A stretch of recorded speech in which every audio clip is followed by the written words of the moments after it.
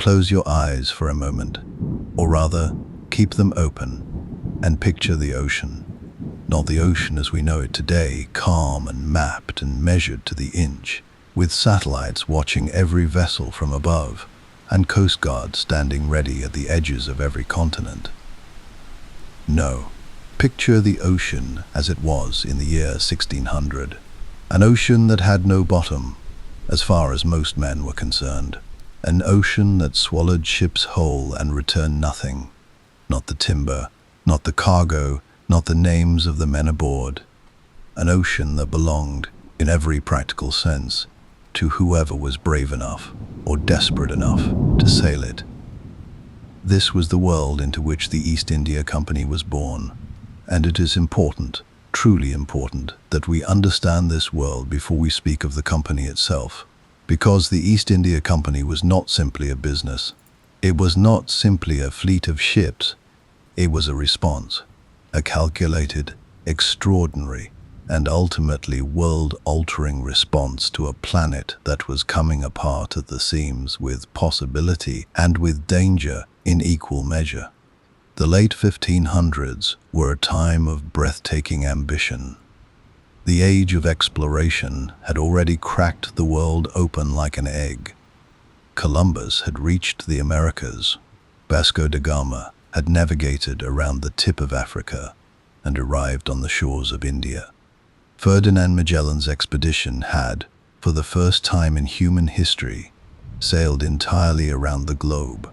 The maps were being redrawn, the trade routes were being reimagined, and at the center of all of it, gleaming, fragrant, and impossibly valuable, were spices, pepper, nutmeg, cloves, cinnamon. To a modern ear, these sound like kitchen staples. To a merchant in Elizabethan England, they were something closer to gold dust. They preserved food in an era without refrigeration.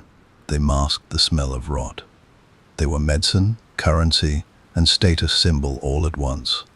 A single ship returning from the Spice Islands with a full hold could make its investors wealthy beyond imagination, and the nations that controlled the spice trade, Portugal and Spain primarily, had been growing fat and powerful on exactly that wealth for over a century. England wanted in. England needed in. But here is where the story becomes something more than a simple tale of commerce. Because getting to the spices was not merely a matter of charting a course and setting sail. The sea lanes to Asia were long, treacherous, and absolutely crawling with danger. Pirates stalked the coasts of Africa and the Indian Ocean with extraordinary sophistication. Portuguese warships patrolled the waters around the Cape of Good Hope, with strict instructions to sink or seize any rival vessel that dared enter what they considered their territory. Storms in the South Atlantic could reduce a three-masted galleon to kindling in a matter of hours. Disease moved through crews like fire through dry grass. To sail to the East Indies was, for most men who attempted it, a one-way journey. And yet, men went. They kept going. Because the reward for those who survived was the stuff of legend. It was into this atmosphere of hunger and chaos and barely controlled violence that a group of London merchants gathered on the final day of the year 1600, the 31st of December, and were granted a royal charter by Queen Elizabeth I of England. The charter gave them something extraordinary. It gave them a monopoly, the exclusive right, granted by the Crown itself, to trade with all countries east of the Cape of Good Hope and west of the Straits of Magellan. They called themselves, with magnificent simplicity, the Governor and Company of Merchants of London trading into the East Indies. We know them simply as the East India Company. Now, here is what that charter did not mention, and what the merchants themselves perhaps did not fully appreciate in those early days. It did not mention how you protect a trade monopoly on an ocean that no one controls. It did not mention what you do when a rival nation's warships refuse to acknowledge your piece of paper. It did not mention pirates, or storms, or hostile rulers in distant ports who have no interest in English wool, and no reason to offer their pepper in return for it. to survive, to truly survive. The East India Company would eventually need something that no merchant company in history had ever possessed at such scale. It would need a navy, not borrowed ships, not vessels leased from the crown in times of emergency. Its own ships, its own guns, its own captains, drilled and ruthless and answerable to no king or admiral, only to the company. At the height of its power, the East India Company would field a private naval force that outgunned most sovereign nations on earth. It would deploy warships bristling with cannon, crewed by hardened men who had learned their trade in the most unforgiving waters in the world. But that story, the story of how a group of London merchants built an empire with a ledger in one hand and a cannon in the other, that story is only just beginning. Part 2. The founding, to understand why the East India Company came into existence when it did, and not a decade earlier or a generation later. You have to understand the specific texture of the world in the final years of the 16th century, not just the broad strokes of history, but the feeling of it, the anxiety, the opportunity, the very particular combination of fear and greed that tends, more than any other human cocktail, to produce extraordinary things. England in 1600 was a nation that had recently discovered what it was capable of. 12 years earlier, in 1588, the Spanish Armada, the greatest naval force ever assembled in the history of the world up to that point, had sailed into English waters fully intending to end England as an independent Protestant nation. 130 ships, 30,000 men, the full weight of the most powerful empire on earth, pointed like a spear at the English coastline. And England had turned it back, not without difficulty, not without fortune playing its hand. Storms shattered the Spanish fleet as thoroughly as English cannons did. But the psychological effect on the English people was seismic and permanent. If Spain's supposedly invincible fleet could be broken, then perhaps the world's sea lanes were not as firmly locked under Spanish and Portuguese control as everyone had assumed. Perhaps there was room, after all, for England at the table. It was this belief, fragile at first, then hardening into something like conviction, that made the East India Company possible. But belief alone does not charter a trading company.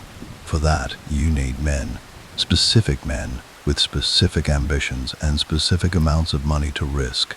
The founding of the East India Company was, at its core, the project of London's merchant class, not the aristocracy, not the military, merchants, men who had built their fortunes through the Levant trade, through commerce with the Ottoman Empire, through the buying and selling of cloth and metals and luxury goods across the Mediterranean. These were people who understood risk, who could read a balance sheet and a weather chart with equal fluency, who had spent their careers calculating the gap between what something cost and what it could be sold for, and building their lives in that gap. Among them, one name stands above the rest in those critical early years: Sir Thomas Smythe. Smythe was, by any measure, one of the most remarkable commercial figures of the Elizabethan age. And yet, history has been curiously reluctant to give him the prominence he deserves.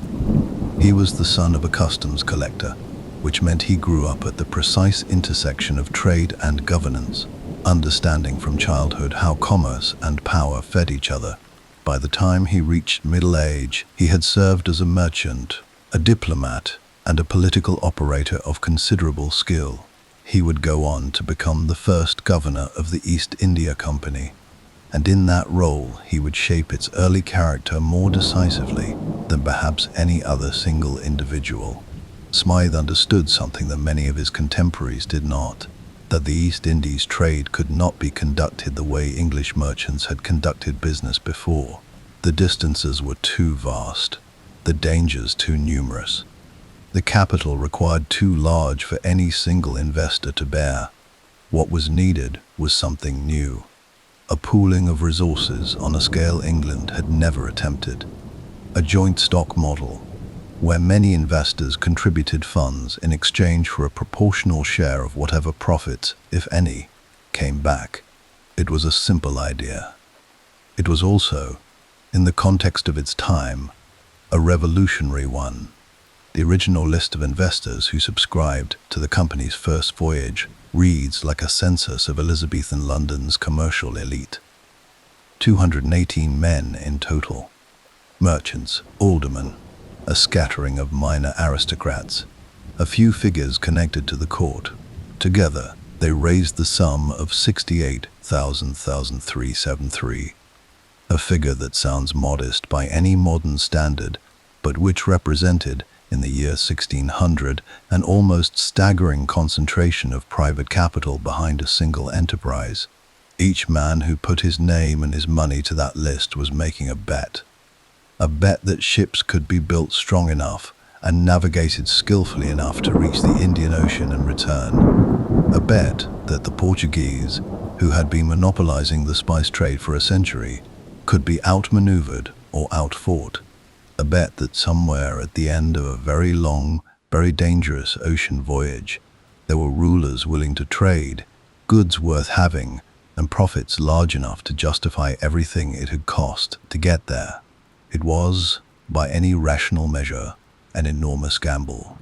Now, the charter itself deserves a moment of attention because its language tells us a great deal about the ambitions and the anxieties of the men behind it. Queen Elizabeth signed the document on the 31st of December, 1600. It granted the company a 15-year monopoly on English trade east of the Cape of Good Hope. It gave the company the right to make its own laws for its employees. It gave the company the right, and this is where things become genuinely interesting, to wage war in defense of its interests. Read that again slowly, because it is worth sitting with. A private company, funded by merchants, staffed by hired men, was granted by the English Crown the legal authority to make war, not to assist in war, not to support the Crown's military endeavors, to wage war, independently, in its own name, in the pursuit of commercial objectives. This was not an accident. It was not a throwaway clause buried in the legal language. It was a deliberate, considered grant of power. The Crown knew perfectly well that English ships venturing into Asian waters would meet resistance. Portuguese warships, hostile local rulers, pirates of every nationality and description. Elizabeth and her advisors were pragmatic people. They understood that a trading company without the means to defend itself and to attack when necessary was not a trading company at all. It was a donation.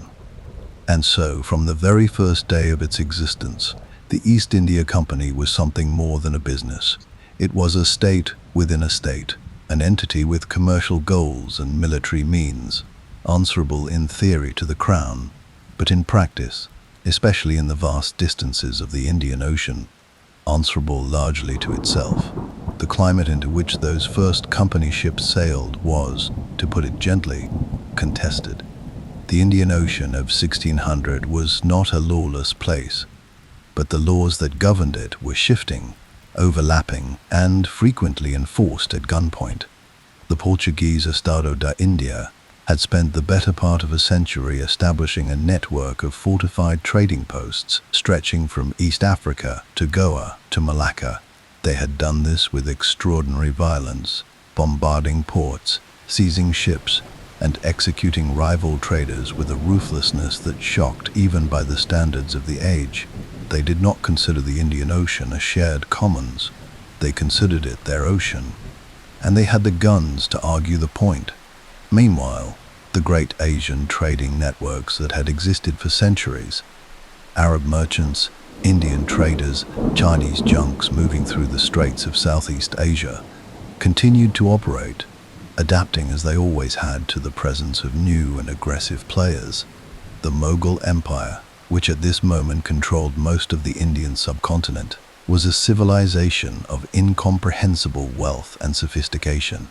The Emperor Akbar, who sat on the throne in 1600, presided over a court that made Elizabeth's England look, in comparison, rather provincial.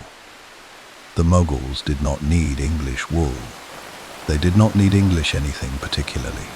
The question of why they should trade with this small, cold, distant island nation at all was one the company's founders had not yet fully answered, and threading through all of it, through the Portuguese patrols and the Mughal courts and the Arab trading dhows, were the pirates.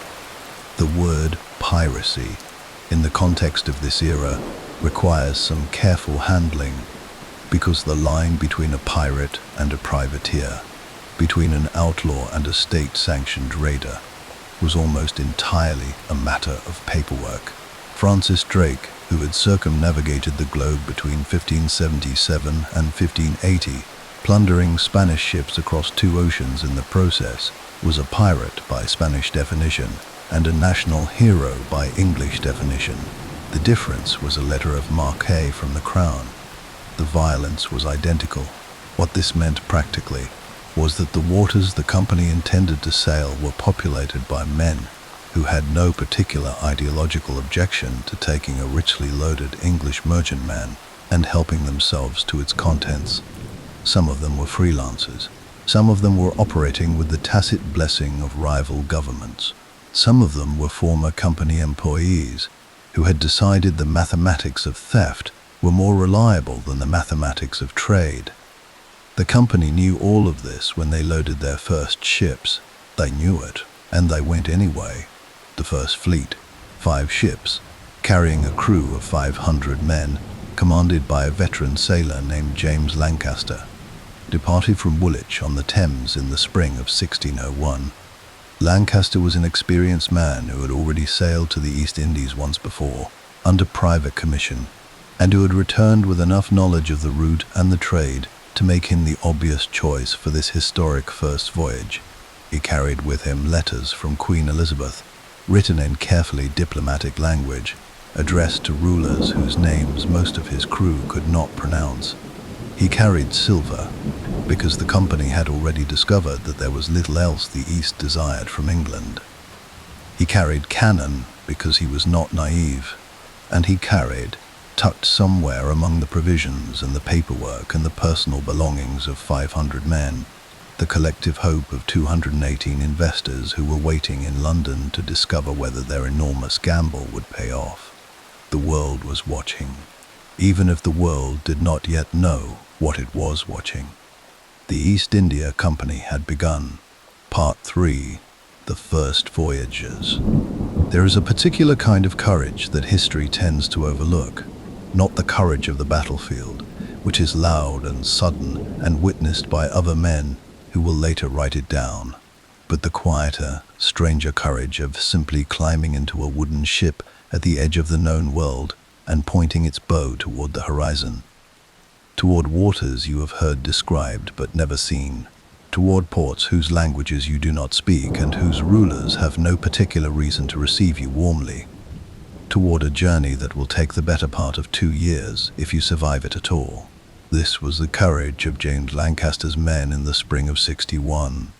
5 ships left the Thames: the Red Dragon, the Hector, the Ascension, the Susan, and a small supply vessel called the Guest. Together they carried roughly 500 souls, sailors, merchants, surgeons, soldiers, translators, and ordinary men who had signed their names to a contract they likely only half understood, in exchange for wages that seemed adequate until the moment land disappeared behind them and the Atlantic opened up ahead. Lancaster himself was 50 years old, which, in the context of Elizabethan seafaring, made him something close to an elder statesman. He had sailed these routes before, under private charter in the 1590s, and had returned, unlike many of his contemporaries, with both his life and a working knowledge of what lay ahead. He was methodical, careful, the kind of commander who understood that the greatest threat to a long voyage was not the enemy's cannon, but the slow, invisible arithmetic of disease and despair working on a crew over months at sea. He had, tucked into the Red Dragon stores a supply of bottled lemon juice, and he insisted, in the face of considerable skepticism from men who considered the idea eccentric at best, that his crew drink it regularly. What Lancaster understood, though he could not have explained it in the biochemical terms we would use today, was that scurvy killed more sailors than any storm or battle in the history of ocean voyaging. The disease crept through a crew, like rust through iron, slowly, and then catastrophically, as gums blackened and teeth loosened, and men who had been strong 3 weeks earlier could no longer lift their arms. On Lancaster's ship it did not happen. On the other 4 ships in his fleet, without the lemon juice, it happened badly. By the time the fleet reached the Cape of Good Hope, Lancaster was having to send men from the Red Dragon across to the other vessels, simply to keep them sailed. It was, in miniature, a portrait of what the company would become, an organization in which the difference between survival and catastrophe was often a single piece of knowledge, held by a single man, that everyone else had not yet been persuaded to believe. The fleet reached the island of Sumatra, specifically the port of Aceh, in the island's northern tip, in the summer of 1602, after more than a year at sea.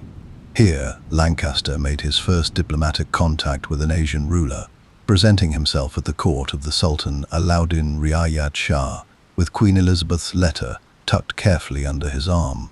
The encounter deserves to be savored because it captures something essential about the entire early period of the company's history. Lancaster arrived at a court of considerable sophistication. Aceh was a wealthy, cosmopolitan trading state connected by centuries of commerce to India, Arabia, China, and the rest of the maritime world. The Sultan had seen European traders before, Portuguese mainly, who had not always left a good impression. He was curious about these Englishmen, but he was not intimidated by them, and he had no particular incentive to offer them preferential treatment, unless they could demonstrate that doing so was in his interest. Lancaster, to his credit, understood this completely. He did not bluster, he did not threaten. He presented the Queen's letter, which the Sultan, in a gesture of courtly reciprocity, read while carried on a state elephant, so that the document would be held at the appropriate elevation, and he offered trade on terms that the Sultan found acceptable. In return, the company received permission to establish a trading presence and, crucially, a letter of introduction to the pepper markets of Java. It was a diplomatic triumph of understatement, and it set a template: engagement, negotiation, relationship building, that the company would follow in its better moments and abandon to its eventual cost in its worse ones. From Aceh, Lancaster sailed east to Bantam, on the western tip of the island of Java. Bantam was, at this moment, one of the most important pepper markets in the world. Ships from across Asia converged on its harbor. The smell of the place, pepper and salt, and the sea and the particular human density of a busy port would have been overwhelming after months of open ocean. Here, Lancaster established the company's first trading factory.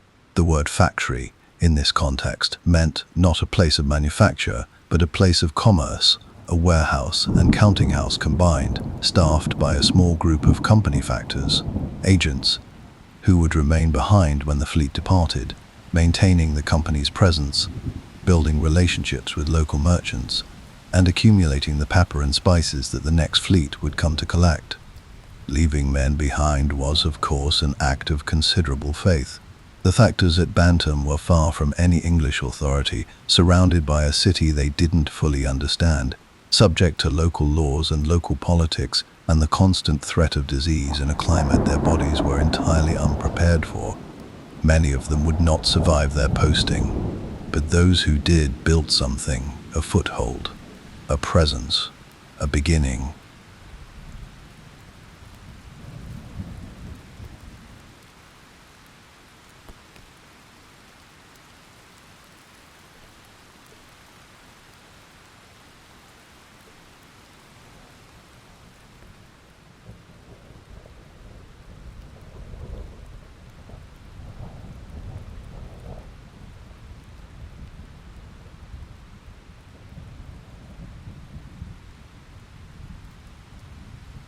sailing north through the Strait of Malacca, he intercepted a Portuguese merchant vessel, a large carrack heavily laden with calico and other goods, and took it by force.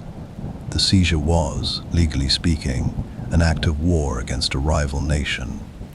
Diplomatically, it was complicated. Commercially, it was enormously valuable. The captured goods, added to the pepper from Bantam, made the first voyage's return cargo one of the most profitable in the company's early history. The fleet arrived back in England in September of 1603, 2 years and 4 months after departure, carrying enough spice to make its investors very happy indeed. The gamble on its first attempt had paid off. The second voyage followed in 1604 under the command of Henry Middleton, a capable, tenacious sailor who would go on to play a significant role in the company's story over the following decade. The third voyage, then the fourth, then the fifth, each one adding to the company's knowledge of the routes, the markets, the politics of the Asian trading world. Each one losing men to disease and storm and occasional violence. Each one returning, when it returned, with cargo that justified the losses in the brutal arithmetic of commerce. But it was in 1612 that something happened that transformed the company's position in Asia from that of a persistent visitor to something approaching a recognized power. It happened at a place called Swali. Swali was a shallow anchorage at the mouth of the Tapti River on the northwestern coast of India, the coast of the region known as Gujarat, which fell under the authority of the Mughal Empire. And it was here, in the autumn of 1612, that a company fleet under Captain Thomas Best fought and won a battle that would echo through the subsequent 2 centuries of Indian history. The Portuguese had been watching the English intrusion into the Indian Ocean with mounting alarm. Every English ship that returned to London with a hold full of pepper was a direct threat to the commercial system the Portuguese had spent a century building and maintaining at enormous cost. They had attempted, in the years since Lancaster's first voyage, to intercept English ships, to intimidate Asian rulers into refusing them trade, and to make the political case to the Mughal court that the English were pirates and troublemakers who should not be encouraged. For a time, this strategy had worked. The Mughals were cautious. The Emperor Jahangir, son of the great Akbar, who had died in 1605, was a sophisticated ruler who understood the value of playing European rivals against each other, but who had no particular reason to alienate the Portuguese, whose trade through the port of Surat had been a feature of Mughal commercial life for decades. What changed everything was Thomas Best. Best arrived off the coast of Gujarat in September 1612 with 2 ships, the Trade's Increase and the Peppercorn, carrying a letter from King James I and a mandate to establish formal trading relations with the Mughal court. The Portuguese, determined to prevent this, dispatched a fleet of 4 galleons and a number of smaller vessels to intercept him. What followed was a demonstration of English naval gunnery that those who witnessed it, including the Mughal officials watching from the shore, apparently found genuinely astonishing. Best was outnumbered. His 2 ships faced a Portuguese fleet many times their aggregate size, but the English vessels were faster, lower in the water, and crewed by gunners who had learned their trade in the rough school of Atlantic warfare. The Portuguese galleons were high-sided and relatively slow, designed for intimidation as much as combat, carrying enormous superstructures that made them look formidable, but which also made them difficult to maneuver and easy to hit. The battle lasted several days, fought in episodes across the anchorage as winds and tides shifted, and when it was over, the Portuguese fleet had been driven off. Not destroyed entirely, Best lacked the firepower for that, but beaten, bloodied, made to withdraw. The significance of this cannot be overstated. The Mughal officials who had watched the engagement from the shore reported back to Jahangir's court with a clear message. The English could fight. The English could fight, and they could beat the Portuguese, who had been the dominant European naval power in these waters for 100 years. Whatever reservations the Mughal court had held about establishing formal relations with this distant island kingdom, the evidence of Swali made them considerably easier to set aside. Within months of Best's victory, the Mughal emperor issued a farman, an imperial decree, granting the East India Company the right to trade in his territories. A small English factory was established at Surat, the great commercial port of the Mughal Empire's western coast. It was the company's first foothold on the Indian mainland, and the Indian mainland, as the centuries ahead would demonstrate, was not simply a destination. It was, in ways that no one in 1612 could yet imagine, the destination. The Battle of Swali had done what years of diplomacy and careful negotiation had only partially accomplished. It had announced to the most powerful empire in Asia that the East India Company was not merely a group of merchants in wooden ships sailing politely through someone else's ocean. It was a force, patient, commercial, and legally chartered. But underneath all of that, when the moment required it, a force with guns. And the guns, as everyone in that anchorage now understood, worked. Part 4. The growth of an empire. There is a particular phenomenon that historians, economists, and students of power have long observed in the behavior of successful organizations. It goes something like this. The strategies that get you through the door are rarely the same strategies that make you the master of the house. The East India Company got through the door with careful diplomacy, modest ambitions, and the willingness to accept whatever trading privileges Asian rulers were prepared to offer. It arrived in the Indian Ocean as a guest, conscious of its smallness, respectful, by necessity if not always by inclination, of the enormous civilizations it was attempting to do business with. But success, as it tends to do, changed the company's sense of itself. And what followed the Battle of Swali? What followed that first foothold at Surat, that first imperial farman from the Mughal court, was a process of growth so rapid, so relentless, and so structurally transformative that by the end of the 17th century, the East India Company was no longer recognizable as the cautious merchant venture that James Lancaster had led out of the Thames in 1601. It had become something else entirely, something that the world had not quite seen before and would not see again. Begin with the money, because the money is where everything begins. The joint stock model that Thomas Smythe and his fellow founders had pioneered in 1600 was, in its earliest form, organized on a voyage-by-voyage basis.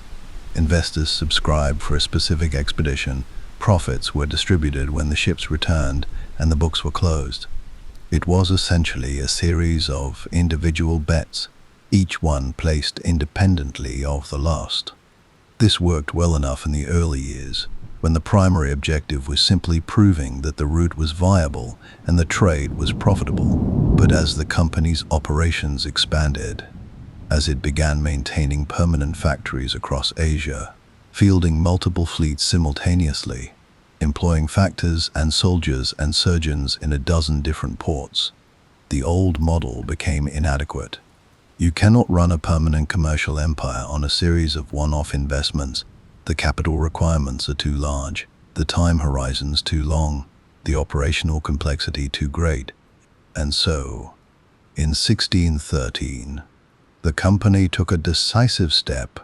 It moved to a permanent joint stock structure, a continuous fund into which investors could buy shares and from which the company could draw capital as needed, without waiting for the conclusion of each individual voyage. This was not merely a bookkeeping change. It was a conceptual revolution.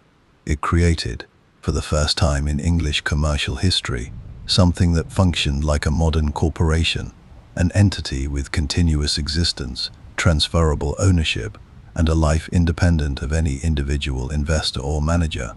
The effect on the company's capacity for growth was immediate and dramatic. With reliable access to capital, the company could plan over years rather than months. It could build infrastructure. It could negotiate from a position of financial stability rather than urgent need.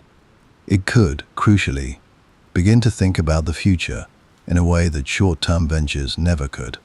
Into this newly capitalized and newly confident company stepped a man who understood, perhaps better than anyone before him, the particular art of establishing a permanent English presence in Mughal India.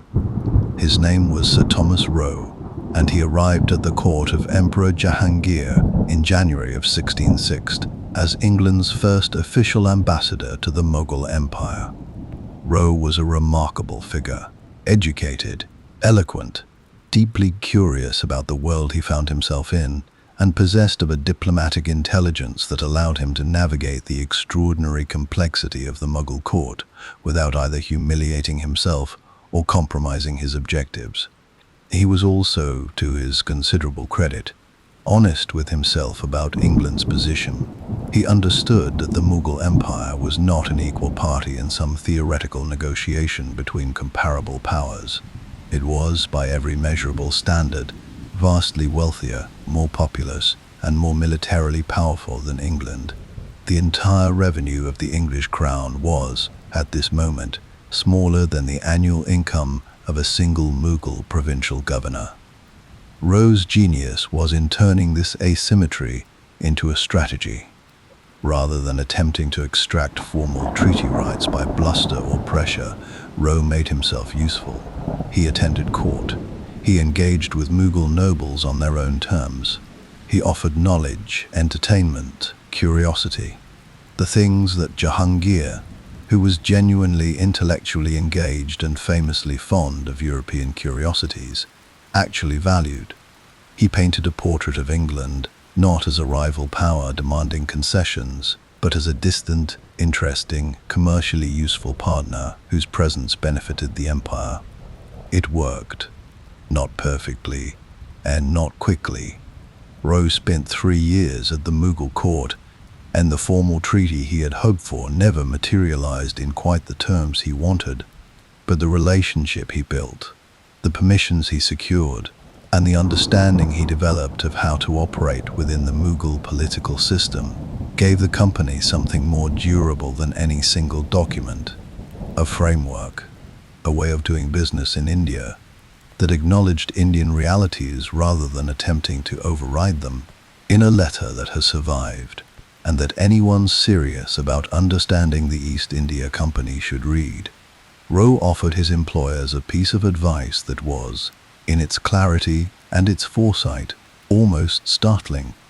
He told them that if they wished to prosper in India, they should avoid the Portuguese model of fortification and territorial control.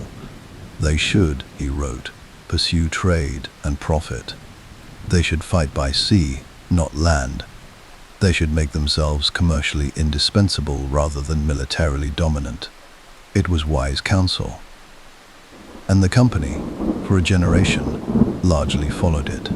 Then, gradually, it did not. Through the 1620s and 1630s, the network of company factories expanded with a steadiness that belied the enormous difficulty of what was being accomplished.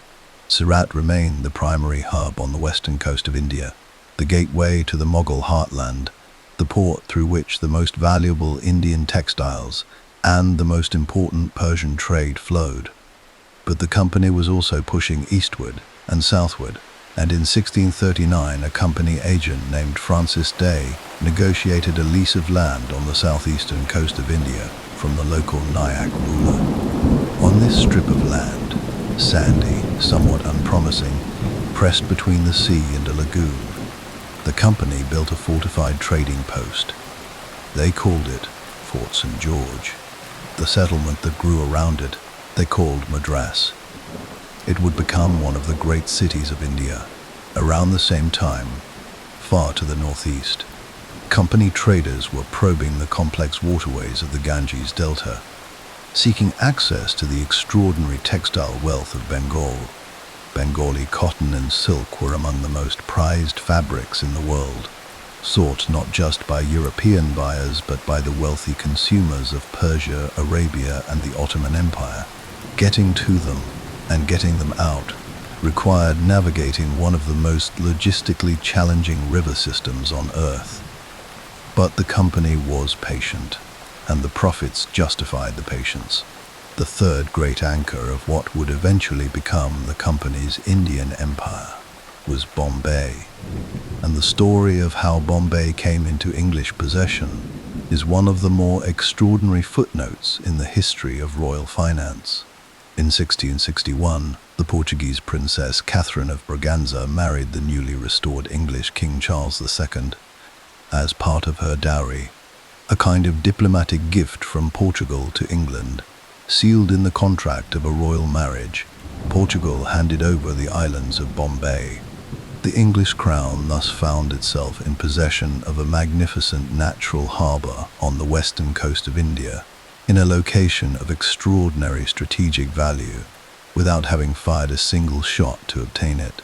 Charles, who was perpetually short of money and not particularly interested in the administrative complexities of running an Asian port, leased Bombay to the East India Company in 1668 for the annual sum of £10 in gold, £10 per year, for what would become one of the greatest commercial cities in the history of the world.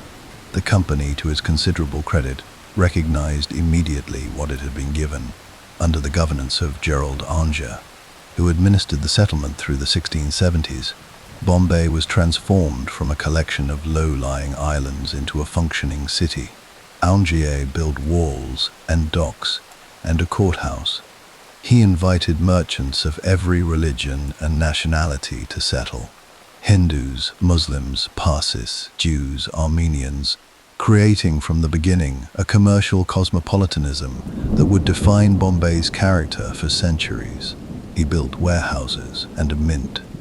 He extended religious tolerance at a time when such tolerance was far from universal.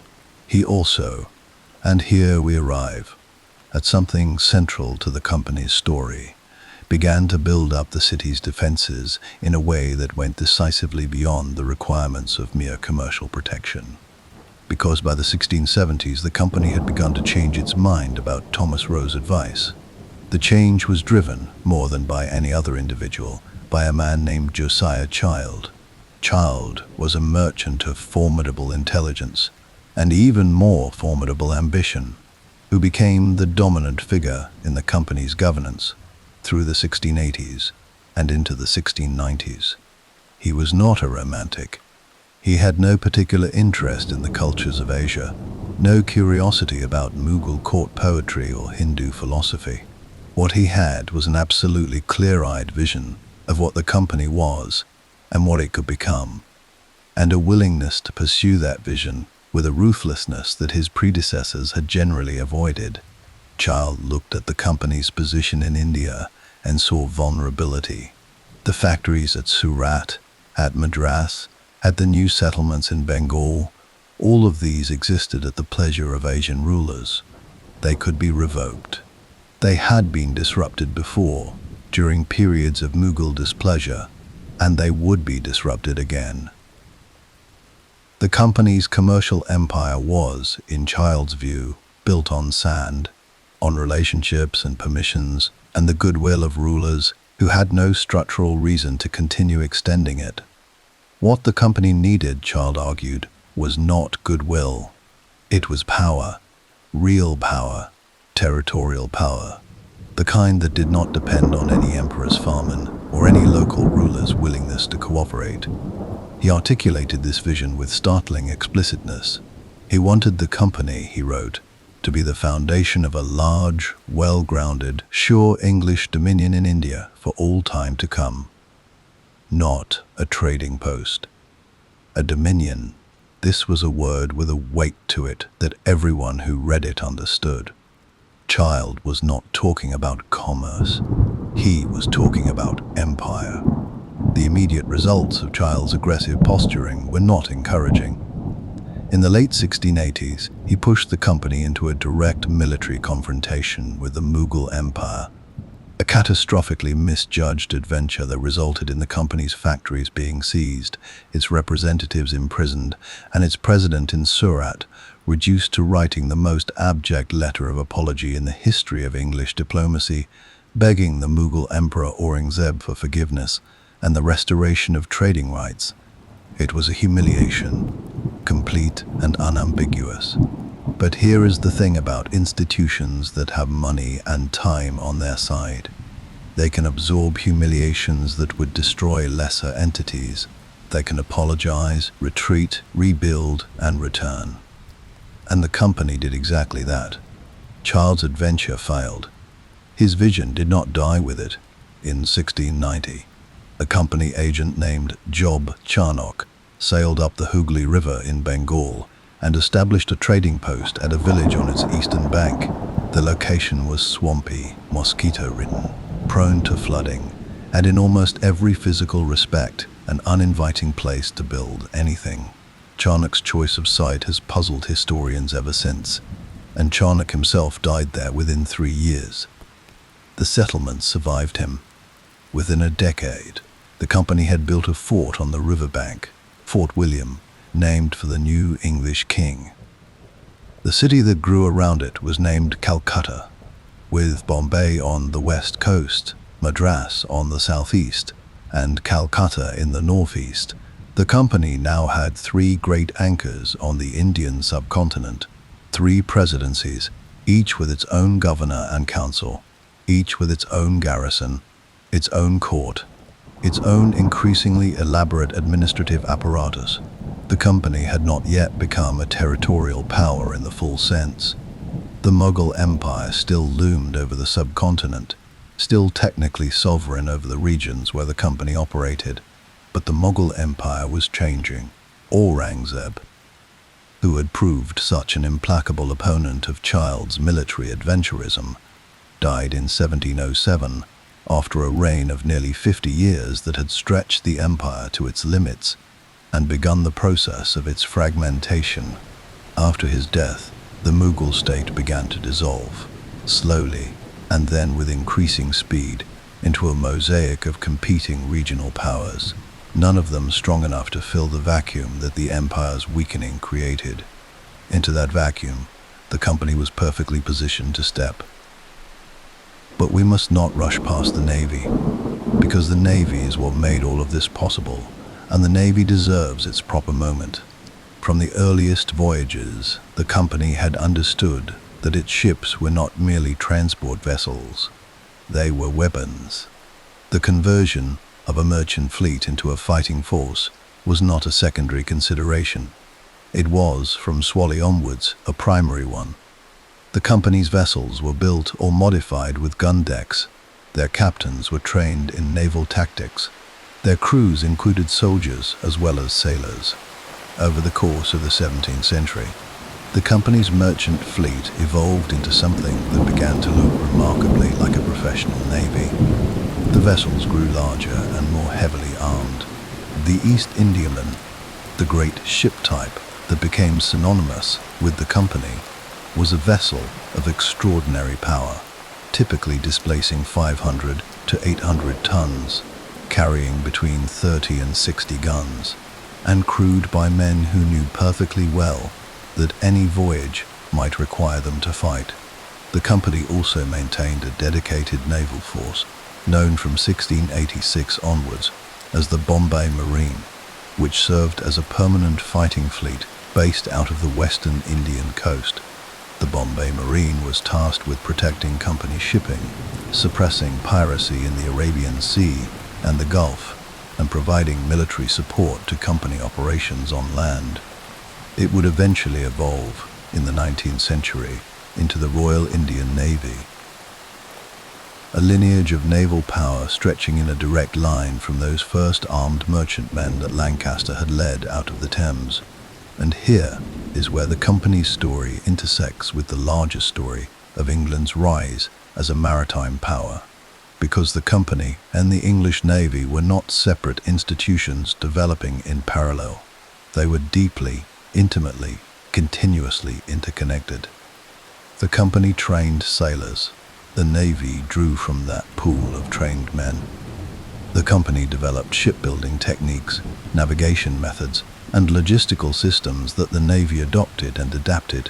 The great battles the company fought in Asian waters, Swali, and the engagements that followed produced veterans who brought their knowledge back to England and into service with the Crown. More than this, the wealth that flowed through the company transformed England's financial capacity in ways that directly enabled naval expansion. The customs revenue the Crown collected on company imports was, through much of the 17th century, a significant portion of total government income. The financial innovations that the company pioneered, the joint stock model, the sophisticated use of credit and commercial paper, fed directly into the development of English banking and capital markets, which in turn funded the building of warships and the payment of sailors. England did not become a naval superpower independently of the East India Company. The company and the nation grew together, feeding each other, borrowing from each other, their fates so thoroughly intertwined that separating them is finally impossible.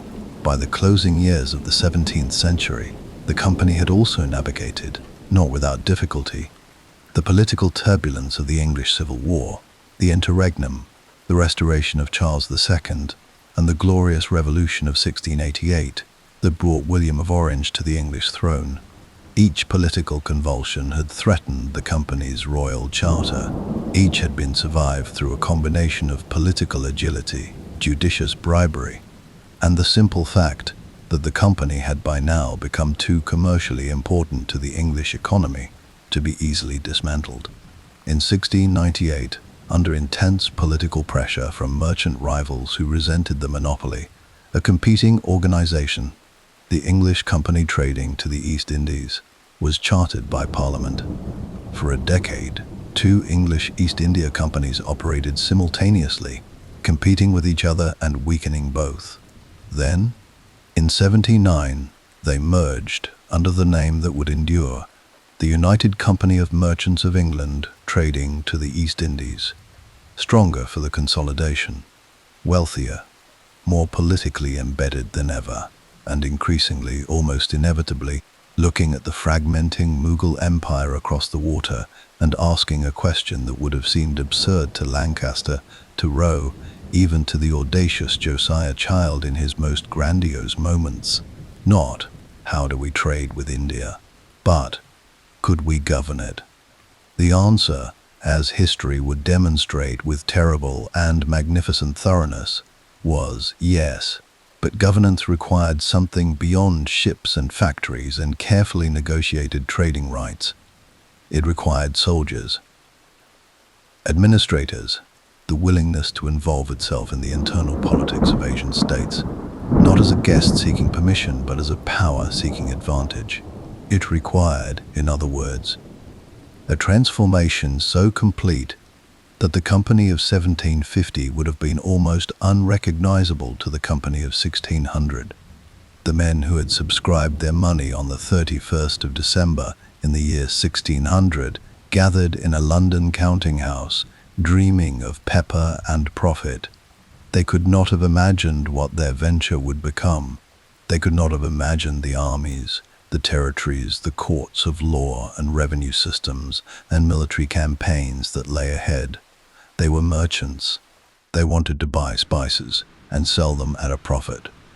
What they founded, in the fullness of time, was an empire, and the most extraordinary thing about it, the detail that still has the power to stop you cold, if you think about it long enough, is that no one planned it. It simply grew. Part 5. The Reconing and the Legacy. Every great story has a hinge, a single moment, or sometimes a single afternoon, upon which everything before it and everything after it turns, a point at which the past closes and the future opens, and nothing that follows can be understood without it. For the East India Company, that hinge was the 23rd of June, 1757, a mango grove beside a river in Bengal, a battle that lasted, in its decisive phase, barely a few hours, and a man named Robert Clive. To understand Plassey, you have to understand what India looked like in the middle of the 18th century. The Mughal Empire, which had once stretched from Kabul to the Bay of Bengal and governed the lives of perhaps 150 million people, was by now a ghost of itself. The great Emperor Aurangzeb had died 50 years earlier, and in the half-century since his death, the empire had fragmented with a speed that suggested it had been held together less by structural strength than by the personal authority of the man at its center. In its place had risen a patchwork of regional successor states, the Marathas in the west and center, the Nizam's dominion in the south, the Nawabs of Bengal, Oudh, and Hyderabad, nominally still Mughal governors, but in practice, independent rulers, collecting their own revenues, commanding their own armies, conducting their own foreign policies. It was into this fragmented landscape that the company inserted itself with increasing confidence through the first half of the 18th century. Not yet as a conqueror, the posture was still officially commercial, but increasingly as a political player, as a patron of some rulers and an opponent of others, as an entity willing to offer its soldiers and its money in exchange for trading privileges, territorial concessions, and the kind of informal influence that, in the right circumstances, could be made to look remarkably like control. Robert Clive was the instrument through which that informal influence became something explicit and irreversible. Clive had arrived in India as a company clerk at the age of 18, miserable, prone to depression, and apparently unsuited to the sedentary life of a counting house. What he discovered, to his own evident surprise, was that he had a gift for military command of quite extraordinary intensity. He was brave to the point of recklessness, possessed of a tactical instinct that seemed to operate faster than conscious thought, and capable of inspiring in the men under his command a confidence that repeatedly made them do things they had no rational right to expect to survive. By 1757, Clive was 32 years old and already a figure of considerable fame in both India and England, having previously defended the town of Arcot against an overwhelmingly superior force and conducted a series of campaigns in southern India that had significantly extended the company's influence. He understood India's political landscape with the clarity of a man who had spent years navigating it at close quarters, and in the spring of 1757, he saw an opportunity. The Nawab of Bengal, Siraj ud Dowlah, had become hostile to the company's growing fortifications and political activities in his territory. The previous year, in an episode that would be dramatized and mythologized in England for generations, the Black Hole of Calcutta, in which a number of English prisoners allegedly died in a confined space after the capture of Fort William, had inflamed company sentiment and provided Clive with his justification. He marched north from Calcutta with approximately 3,000 men, 800 Europeans, 2,000 Indian soldiers, sepoys, trained and equipped in the European manner, 8 field cannon. Siraj ud Dowlah met him at Plassey with perhaps 50,000 men and 53 artillery pieces. The numbers on paper were absurd. They were not, in the event, what mattered. What mattered was that Clive had spent the weeks before the battle engaged in a conspiracy of breathtaking audacity, the secret suborning of the Nawab's own commanders, principally his general Mir Jafar, who had been promised the Nawab's throne in exchange for standing his forces down at the critical moment. The Battle of Plassey was decided, in one sense, before it began, when the Nawab's forces advanced and then hesitated, when Mir Jafar's troops stood motionless while Clive's guns worked with terrible efficiency through the afternoon. The outcome was never really in doubt. Siraj ud Dowlah fled. He was captured and killed within days by Mir Jafar's son. Mir Jafar was installed as the new Nawab of Bengal, and the East India Company, in exchange for this service, extracted from its new client ruler a grant of territorial revenue rights over a large portion of Bengal, not governance technically, revenue collection. The distinction, in practice, meant nothing at all. Bengal, one of the wealthiest regions on earth, whose textile industries had for centuries supplied luxury fabrics to markets from London to Beijing, was now, in all meaningful ways, under company control. India had turned. What followed Plassey was a period of expansion so rapid and so thorough that it becomes difficult, from the distance of the present day, to convey its full dimensions without resorting to the dry language of statistics. And statistics, in this case, are not adequate. Through the 1760s, the 1770s, the 1780s, and into the 19th century, the company extended its territorial control across the subcontinent through a combination of outright military conquest, the calculated manipulation of succession disputes, and a legal instrument of particular cleverness called the doctrine of lapse, by which any princely state without a natural male heir would be absorbed directly into company territory. It fought 4 wars against the kingdom of Mysore, whose ruler Hyder Ali and then his son Tipu Sultan offered a resistance that was fierce, sophisticated, and ultimately unsuccessful. It fought 3 wars against the Maratha Confederacy, the most formidable military power in post-Mughal India, breaking them in a series of campaigns that lasted, on and off, from the 1770s to 1818. It extended its reach northward into the Punjab, eastward into Burma, southward to the very tip of the subcontinent. By the early 19th century, the East India Company governed, directly or through client rulers, the majority of the Indian subcontinent. It commanded an army of over 200,000 men, the majority of them Indian soldiers, the sepoys whose loyalty it had cultivated and whose military skill it had trained and then deployed in the service of its own expansion. It maintained a civil service of thousands of administrators, judges, revenue collectors, and engineers. It ran post offices and built roads. It operated a mint.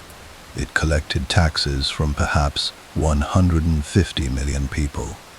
It was, in the most literal sense, a government. The largest private government in the history of the world.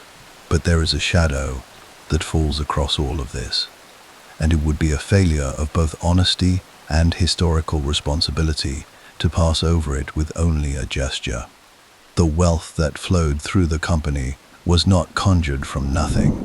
It was extracted from the labor of Indian weavers who found their traditional markets disrupted and their livelihoods undermined by the company's commercial policies, from the revenues of Indian states whose surpluses were systematically drained and shipped westward to London, from the bodies of Indian soldiers who fought and died in campaigns whose ultimate beneficiary was a group of shareholders in a city they had never seen and never would see. The Bengal famine of 1770 stands as perhaps the starkest indictment of this system. In the years immediately following Plassey, the company's revenue collectors pursued their extraction with a rigor that took no account of the conditions of the people being taxed. When the monsoon failed, when the harvests collapsed, the collection continued. The result was a famine of catastrophic scale. Contemporary estimates, which are uncertain but which modern historians consider broadly credible, suggest that perhaps 10 million people died in Bengal between 1769 and 1773, somewhere between a quarter and a third of the entire population of the province. The company knew. Its own administrators wrote about it. And the collection for a time went on regardless. This was not an accident. It was the logical endpoint of a system designed to extract profit without accepting the responsibilities of genuine governance. A system that could call itself a government when government was convenient, and a private company when accountability was required. Parliament, to its credit, eventually noticed, and in the Regulating Act of 1773 and Pitt's India Act of 1784, the British government began the slow, contentious, decades-long process of bringing the company under public oversight. A Governor-General appointed by the Crown, was placed above the company's own presidencies. A board of control in London began to supervise the company's political decisions. The monopoly on trade was progressively eroded, first on trade with India in 1813, then on trade with China in 1833. The company did not relinquish these powers willingly. It lobbied. It argued. It deployed its considerable political connections in Parliament and in the press, but the direction of travel was clear. The world was changing, and the company, this extraordinary, unprecedented, world-altering institution, was changing with it, diminishing, being slowly absorbed into the structure of the British state, whose global ambitions it had done so much to create. The end, when it came quickly, and it came because of a cartridge. In the early months of 1857, a rumor spread through the sepoy regiments of the company's Bengal army. The new Enfield rifles with which the army was being re-equipped used cartridges that had to be bitten open before loading. The rumor, which the company's officers dismissed and which subsequent investigation suggested had at least some basis in fact, was that the cartridges were greased with a mixture of beef and pork fat. For Hindu soldiers, the cow was sacred. For Muslim soldiers, pork was forbidden. The cartridge was, in either case, a profound religious violation. The company's response was clumsy, dismissive, and revealed the extent to which decades of expansion had eroded whatever understanding of Indian society its early operatives had cultivated.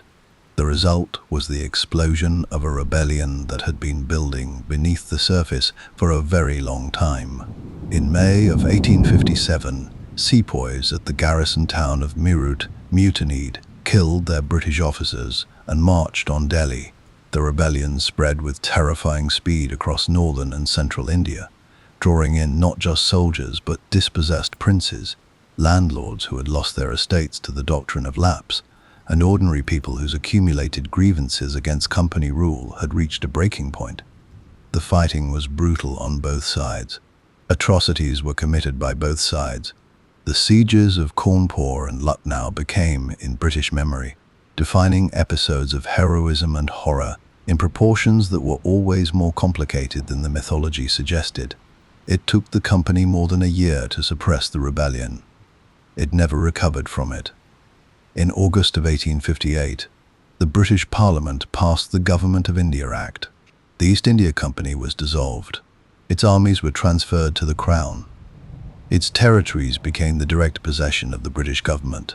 Queen Victoria was proclaimed sovereign of India, and in 1876 she would take the additional title of Empress of India, a title that acknowledged the reality that Britain now governed the subcontinent, that the company had spent 2.5 centuries accumulating. The company itself was formally wound up on the 1st of June, 1874. Its offices closed, its papers archived, its extraordinary, terrible, magnificent career over. And now we arrive at the question that has been waiting, patient and unavoidable, at the end of this long story. What did it mean? What did the East India Company leave behind, beyond the territories and the trauma and the accumulated weight of historical grievance that its name still carries? The answer is everything, not metaphorically, literally. The world we live in, its commercial structures, its legal systems, its patterns of trade, its very assumptions about how an economy should function and who it should serve, bears the unmistakable imprint of what the company built and broke and built again across 2.5 centuries of relentless activity. Begin with the corporation itself. The joint stock company that Smythe and his fellow merchants pioneered in 1600 is the template upon which every modern corporation is built. The idea that an entity can have legal personhood, can sue and be sued, can own property, can enter contracts, can persist beyond the lives of its individual members, is an idea that was refined and made legally robust through the company's existence. Every publicly traded company in the world today from the largest technology conglomerate to the smallest regional bank, is the direct descendant of the model that those London merchants assembled in the final hours of the 16th century. The global trading system that connects every economy on Earth in a web of flows of goods and capital and information. That system runs along routes that the company pioneered, the sea lanes between Europe and Asia, the ports of Bombay and Calcutta and Madras, now Mumbai and Kolkata and Chennai, still beating with commercial life 3.5 centuries after the company first built its warehouses on their shores. The patterns of trade, cotton from India, tea from China, spices from Southeast Asia, that the company established became the patterns of the modern global economy. Tea alone deserves a moment. The company's role in transforming tea from an exotic Asian curiosity into the defining beverage of the English-speaking world, and through England's commercial reach of much of the rest of the world, is one of the great cultural transformations in the history of consumption. The company began importing Chinese tea in the late 17th century. By the mid-18th century, tea had become, for the English, not merely a drink but a social institution, a ritual, a daily anchor point around which ordinary life organized itself. The Boston Tea Party of 1773, one of the catalytic events of the American Revolution, was a protest against a tax on company tea. The most world-altering political experiment of the modern age was set in motion, in part, by an argument about the price of a company product. The railways that crisscross the Indian subcontinent, that vast network of lines built during the British Raj, that knitted together a continent of extraordinary diversity into something approaching a functioning national economy. Those railways were built on the administrative and territorial infrastructure that the company constructed, the legal system of modern India, with its mixture of English common law and local customary practice, bears the company's fingerprints at every level. The English language itself, which serves today as the global lingua franca of commerce and diplomacy and science and culture, spread through Asia in significant part because the company built institutions, schools, courts, administrative offices, in which English was the working language. But the legacy is not only institutional, it is also human, in ways that cut much deeper. The patterns of migration that the company set in motion, the movement of Indian workers to the Caribbean, to East Africa, to Fiji, to the Pacific, the movement of Chinese labor through company, connected trade networks to every corner of the colonial world. These patterns created diasporas whose descendants number in the tens of millions today.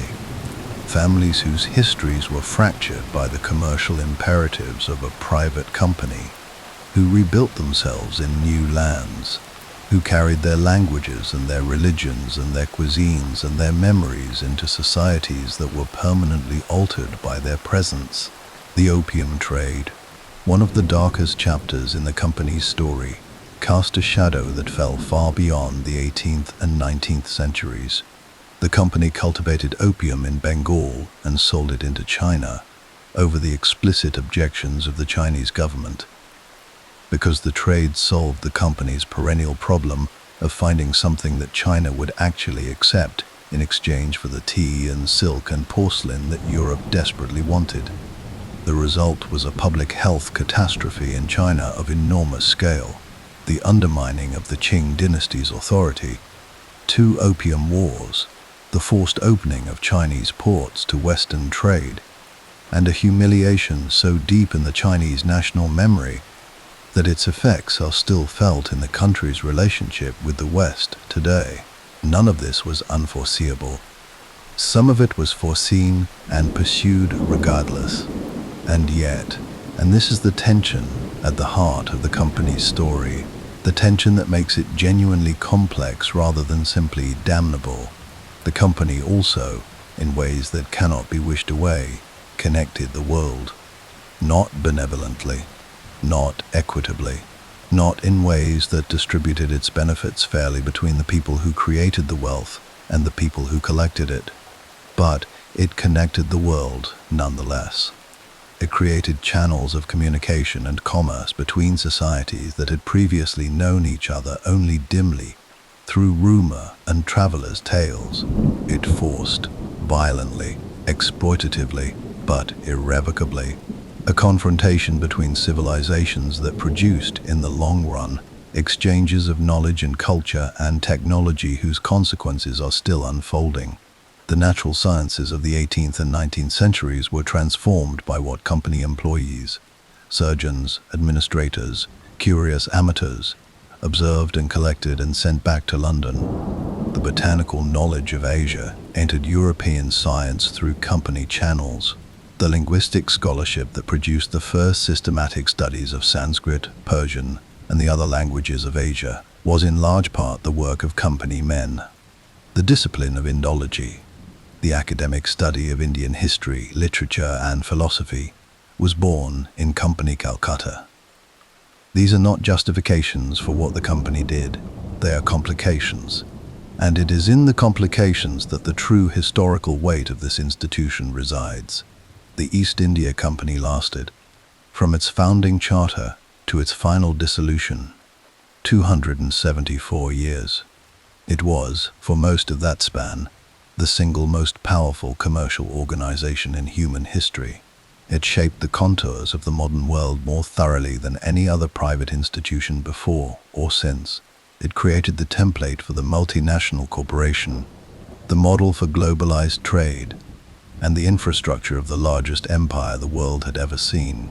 It also caused suffering on a scale that honest history cannot quantify without humility and cannot describe without grief.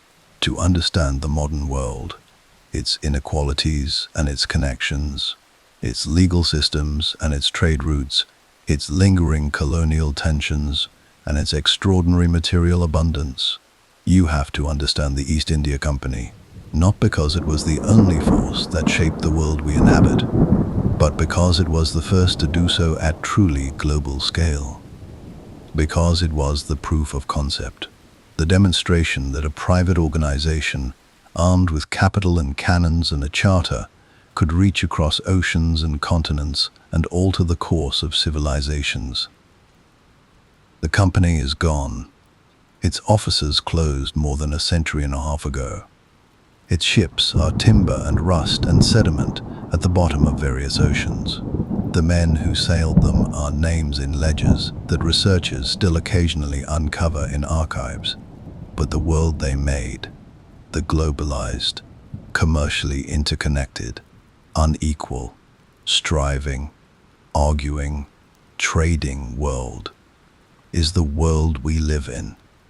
Every morning, when we drink our tea, every time a container ship moves through the Indian Ocean, every time a corporation issues shares, or a legal system invokes commercial law, or a diaspora community carries its culture into a new country and makes it home, the East India Company is still here, in the architecture of our daily lives, in the structures through which we organize our commerce and our politics, and our understanding of the relationship between private power and public accountability.